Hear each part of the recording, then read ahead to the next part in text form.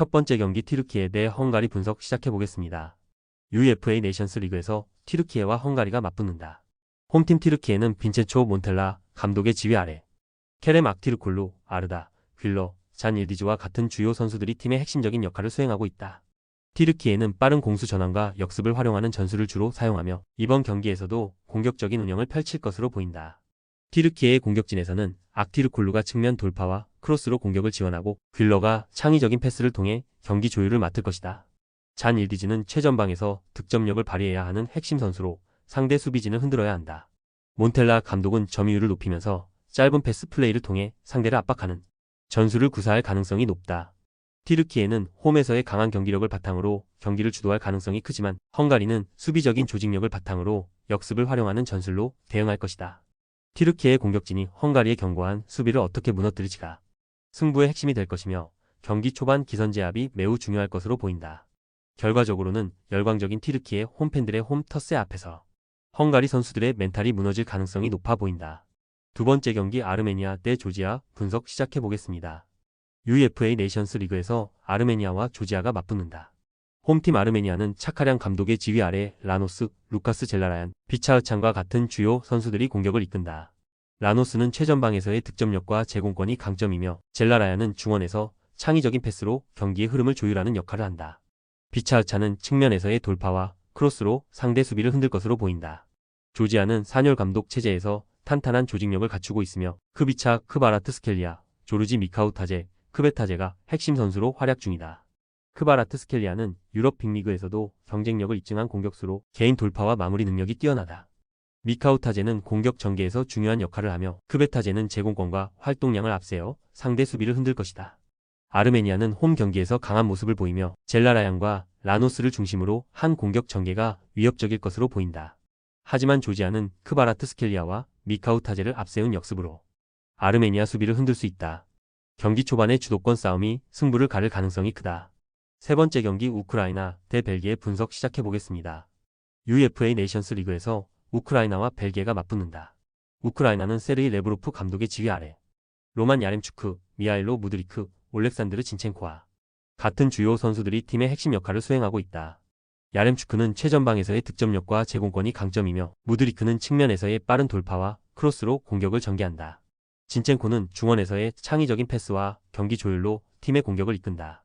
반면 벨기에는 도메니코 테데스코 감독 체제에서 로이스 오펜다, 도디 루케바키오, 레안드로 트로사르와 같은 선수들이 팀의 주축을 이루고 있다. 오펜다는 빠른 스피드와 골 결정력으로 상대 수비를 위협하며 루케바키오는 측면에서의 기술과 돌파로 공격을 전개한다. 트로사르는 중원에서의 창의적인 플레이와 득점 능력으로 팀에 기여한다. 우크라이나는 홈 경기의 이점과 공격진의 우수한 기량을 바탕으로 경기를 주도할 것으로 보인다. 그러나 벨기에의 견고한 수비와 역습 전략은 우크라이나에게 위협이 될 수 있다. 양 팀의 전술 대결과 주요 선수들의 활약이 경기의 승패를 좌우할 중요한 요소가 될 것이다. 네 번째 경기 오스트리아 대 세르비아 분석 시작해보겠습니다. UEFA 네이션스 리그에서 오스트리아와 세르비아가 맞붙는다. 오스트리아는 랄프 랑닉 감독의 지휘 아래 마르코 아르나우토비치, 크리스토프 바움가르트너, 니콜라스 슈미트와 같은 주요 선수들이 팀의 핵심 역할을 수행하고 있다. 아르나우토비치는 최전방에서의 득점력과 제공권이 강점이며 바움가르트너는 중원에서의 창의적인 패스와 경기 조율로 팀의 공격을 이끈다. 슈미트는 측면에서의 빠른 돌파와 크로스로 상대 수비를 흔들 것으로 보인다. 반면 세르비아는 드라간 스토이코비치 감독 체제에서 두산 블라호비치, 알렉산다르 미트로비치, 네마냐 막시모비치와 같은 선수들이 팀의 주축을 이루고 있다. 블라호비치는 빠른 스피드와 골 결정력으로 상대 수비를 위협하며 미트로비치는 제공권과 몸싸움에서의 우위를 활용해 공격을 전개한다. 막시모비치는 중원에서의 안정적인 수비와 공격 전환에 기여하고 있다. 오스트리아는 홈 경기의 이점과 공격진의 우수한 기량을 바탕으로 경기를 주도할 것으로 보인다. 특히 세르비아의 수비 핵심인 파블로비치의 결장은 오스트리아에게 유리하게 작용할 수 있다. 그러나 세르비아는 공격진의 개인 능력을 활용해 오스트리아 수비를 공략할 수 있으며 양 팀의 전술 대결과 주요 선수들의 활약이 경기의 승패를 좌우할 중요한 요소가 될 것이다. 다섯 번째 경기 그리스 대 스코틀랜드 분석 시작해보겠습니다. UEFA 네이션스 리그에서 그리스와 스코틀랜드가 맞붙는다. 그리스는 이반 요바노비치 감독의 지휘 아래 바실리스 파블리디스, 게오르기오스 마수라스, 크리스토스 촐리스와 같은 주요 선수들이 팀의 핵심 역할을 수행하고 있다. 파블리디스는 최전방에서 제공권과 득점력을 앞세워 공격을 이끌며 마수라스는 측면에서의 빠른 돌파와 크로스로 공격의 활로를 개척한다. 촐리스는 중원에서 창의적인 패스를 통해 공격을 조율할 것으로 보인다. 스코틀랜드는 스티브 클라크 감독 체제에서 탄탄한 조직력을 갖추고 있으며 린든 다이크스, 스콧 맥토미니, 존 맥긴이 핵심 역할을 맡고 있다. 다이크스는 제공권과 몸싸움을 활용한 공중볼 경합 능력이 뛰어나며 맥토미니는 중원에서 수비와 공격 전환을 동시에 수행하는 다재다능한 선수다. 맥기는 공격적인 미드필더로서 득점력과 패스 플레이가 뛰어나며 세트피스 상황에서도 중요한 역할을 할 수 있다. 그리스는 홈에서 강한 경기력을 보여왔으며 공격적인 운영이 예상된다. 파블리디스의 제공권과 촐리스의 경기 조율 능력은 스코틀랜드 수비진을 어렵게 만들 요소다. 또한 스코틀랜드가 원정 경기에서 수비적으로 운영하는 경우가 많다는 점을 고려하면 그리스가 경기를 주도할 가능성이 높다. 그러나 스코틀랜드도 역습과 세트피스에서 강점을 보이는 팀이다. 맥토미니와 맥긴의 중원 장악력, 다이크스의 제공권이 승부처가 될 수 있으며 그리스가 점유율을 가져가더라도 한순간의 실수로 실점할 위험이 있다. 그리스가 경기 주도권을 잡고 스코틀랜드를 밀어붙일 가능성이 높으며 수비적으로 버티는 스코틀랜드를 상대로 골을 만들어낼 가능성이 크다.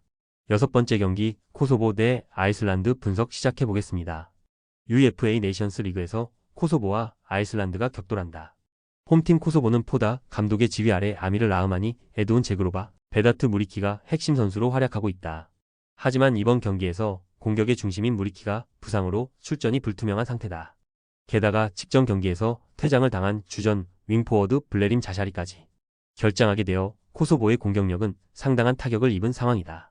아이슬란드는 하레이데 감독 체제에서 알버트 그비드 윤센, 히랄두르 오스카르손, 아르노르 요한네손이 주요 선수로 활약하고 있다. 특히 그비드 윤센은 아이슬란드 공격의 핵심으로 제공권과 골 결정력이 뛰어나며 오스카르손은 중원에서의 공수 연결 역할을 맡고 있다. 하지만 아이슬란드 역시 최근 득점력이 떨어지며 원정 경기에서 공격적인 플레이를 펼치기보다는 안정적인 경기 운영을 택할 가능성이 크다. 코소보는 홈 경기의 이점을 살리겠지만 주전 공격수들의 이탈로 인해 득점력 저하가 불가피하다. 아이슬란드 역시 원정 경기에서 신중한 운영을 할 가능성이 크며 적극적인 공격보다는 수비적인 플레이를 바탕으로 한 역습을 노릴 것이다.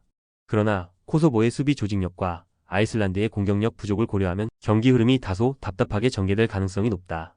조합은 아래 고정 댓글 링크로 편하게 말 걸어주시면 조건 없으며 스포츠를 좋아하시는 분들이라면 모두 환영합니다. 스포츠 당첨 어렵지만 그건 어떻게 하냐의 차이입니다. 두 눈으로 어떤 차이인지 직접 확인하시고 우리 모두 같이 승리합시다.